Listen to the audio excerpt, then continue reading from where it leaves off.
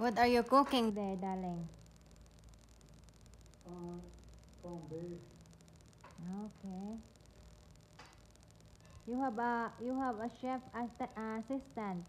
What? You have a chef assistant in your back. Yes. I think he's waiting for a reward. Terence is cooking for corned beef. What time I'll is it? give him a little. It's 10 o'clock. It started to clear now. He's what? It started to clear the clouds. Yeah. I'll go on my phone. Yeah. Hey.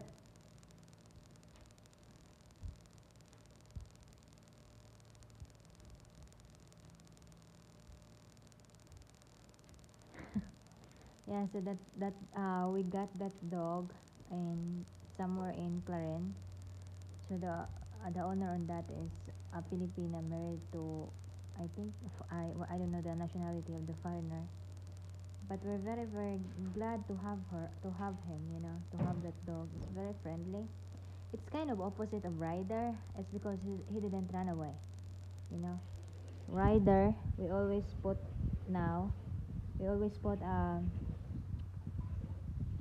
tide on him because this is his last December he got wound, so we need to bring it to the veterinarian for the tahi for the tahi. And then now it's another one here last week, and we brought an again to the veterinarian because of the cat. He got a big cat, and we need to do another tahi, so that's the opposite on this dog. You're an 8-year-old now, right? You know that. Old little baby dog.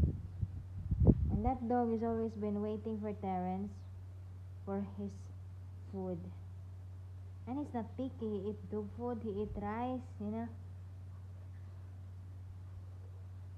Look at that. He got his meal now. Ryder will not eat even corned beef.